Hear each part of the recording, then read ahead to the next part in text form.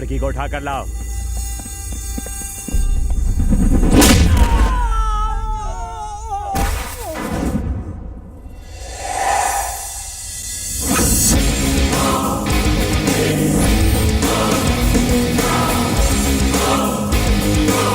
लुखे, जब तक मैं क्रीज पर हूं आने वाली हर बाउंसर को बाउंस करके बाउंड्री के बाहर भेज दूंगा।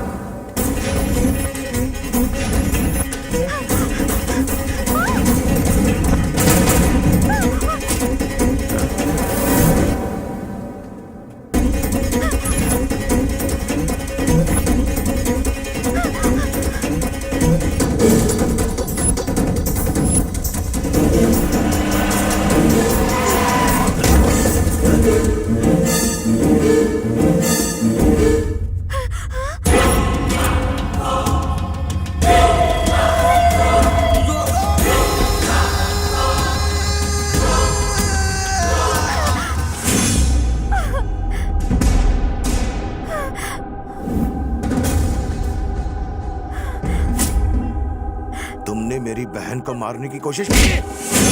चंदू बाप जी की बहन है? ये मेरे कलेजे का टुकड़ा है। जो उस पे हाथ उठाएगा मैं उसे दुनिया से उठा दूंगा।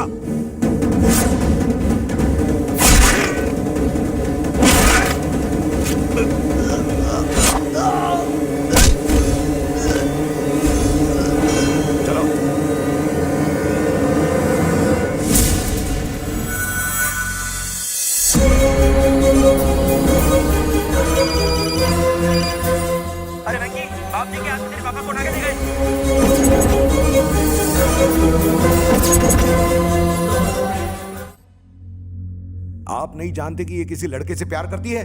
हैदराबाद में मैंने इसे पढ़ाई करने के लिए भेजा था सिर्फ आपके भरोसे पे, और आपने भरोसा तोड़ दिया। इसके पीछे कौन सा लड़का है और इसके जान के पीछे कौन से दुश्मन है, आपको कुछ भी पता नहीं। शंकर इस तरह से इस पर हमला करेगा ये मैंने सोचा भी नहीं था। सामने से लड़ाई नहीं कर सकता, इसलिए पीठ पीछे वार कर रहा है। ऐसे में हमको और भी चौकन्ना रहना होगा। हमें चंदू को उसकी पहुंच से दूर रखना होगा। इसे किसी से प्यार भी हो गया है, इसे कैसे रोकोगे? दीदी की गलती मैं नहीं दोहराऊंगी भैया। आपकी रजामंदी के बिना मैं शादी नहीं करूंगी। कुछ मत बोलो तुम। मैं भरत से तुम्हारी दीदी की शादी करने वाला था, लेकिन वो भाग गई। अब मैं 8 दिन के अंदर तुम्हारी और भरत की शादी करवाऊंगा और उसे दिया हुआ वचन पूरा करूंगा। इसमें कोई दो राय नहीं, समझे? सत्या, ये चाहे किसी भी लड़के से प्यार करती हो, वो जिंदा नहीं बच सकता। बिना उसकी गर्दन काटे मैं इस शहर को नहीं छोड़ूंगा।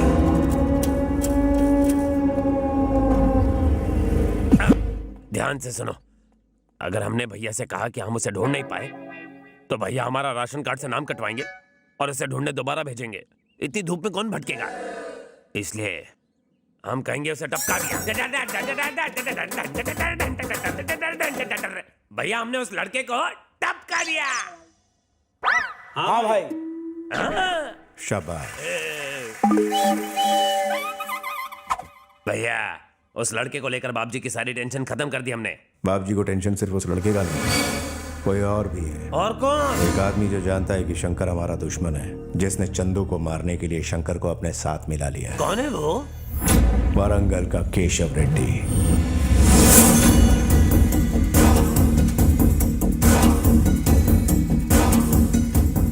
जो मेरे लिए काम करता है उसके लिए 100 खून भी माफ है, लेकिन मेरे खिलाफ काम करने वाला गद्दार कहलाएगा। या तो वो गद्दार अपना नाम बताए, नहीं तो 10 मिनट में मेरा फोन बजेगा और बाप जी को मेरा प्लान किसने लीक किया पता चल जाएगा। अगर ईमानदारी से अपना नाम बताओगे तो जीवन दान मिलेगा, नहीं तो गीदड़ की मौत मरोगे।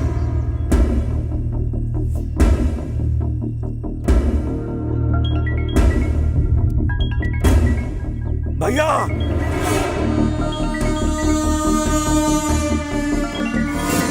ओए मिश्रा, काम हो गया, फोन काट दे।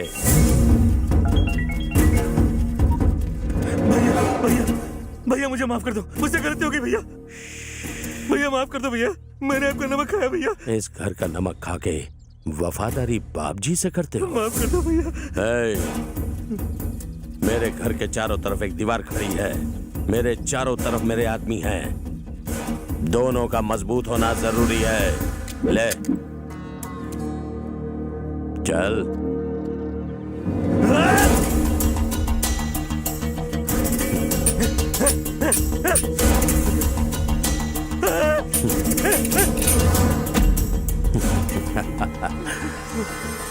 माफ कर दो भैया, माफ कर दो।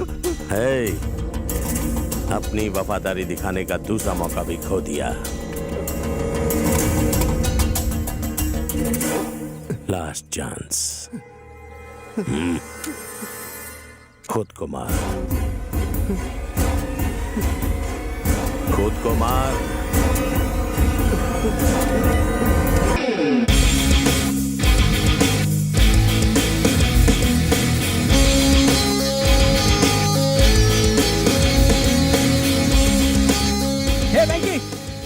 हाय, कैसे हो तुम लोग? हम लोग तो ठीक है।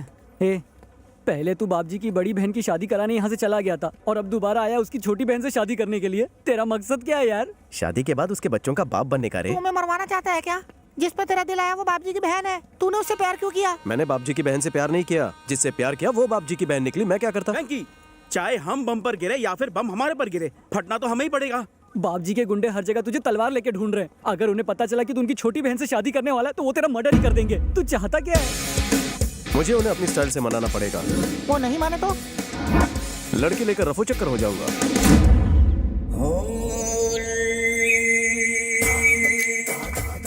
तुम्हें मेरे बारे में कैसे पता चला? तुम्हें किसने कहा कि मैं जीएम क्लब में जुआ खेलने जाता हूँ? तुम्हारी बेटी ने।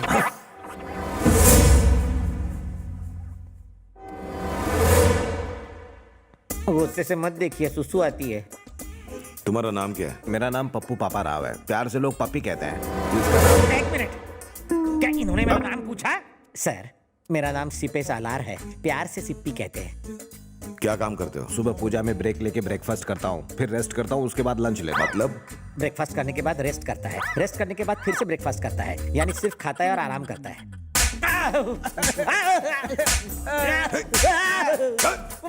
मारिए। ज्यादा भंकस की ना तो खटिया खड़ी कर दूंगा। अब जल्दी बता, तेरा बेटा कहाँ है? वो हैदराबाद में कहीं छुपा हुआ है, लेकिन मुझे उसका पता नहीं पता। मैंने उसके पापा होने के सारे सबूत मिटा दिए, उसका नाम जायदाद में से भी हटा दिया। ये सब करने के बाद मैं उसका बाप कैसे हुआ सर? यानी तू सीधी तरह से नहीं बताएगा कि वो कहाँ है? कहाँ है हम नहीं जानते सर, इसकी कसम। मत मारिए सर, मरे हुए को मारने से क्या मतलब सर? और कितना सर खाएंगे सर? जब तक इसका बेटा नहीं मिलता तुम दोनों यहीं सड़ोगे। भाई, मिनिस्टर के फंक्शन में जाने का टाइम करीब आ गया है।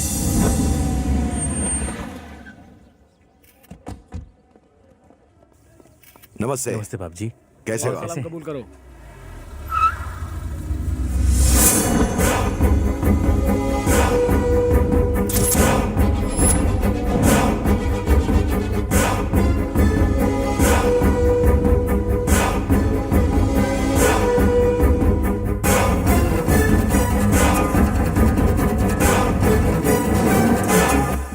लड़की के साथ इतने सारे बॉडीगार्ड हैं, उससे बात करना इम्पॉसिबल है।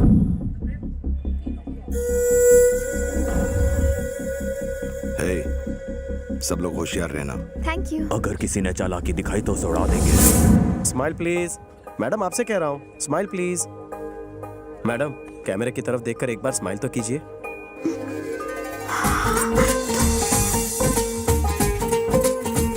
Okay okay.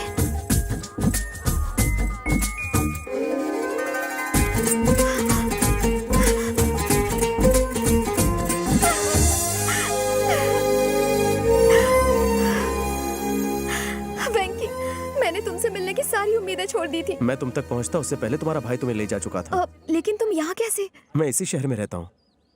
एक बात बताओ, हैदराबाद में तुम्हें मारने की कोशिश किसने की थी? कौन थे वो लोग? तुमने कभी केशव रेड्डी का नाम सुना है? मैं उसे जानता हूँ, वो फंक्शन में आया है। उसी केशव ने मुझे मारने की कोशिश की थी। पर क्यों? मेरे भैया और केशव रेड्डी एक दूसरे के दुश्मन हैं। उसकी और हमारी फैमिली के बीच पता नहीं कितने सालों से झगड़ा चल रहा है। एक दिन केशव रेड्डी अपनी बहन और रिश्तेदारों के साथ हमारे घर पर आया था।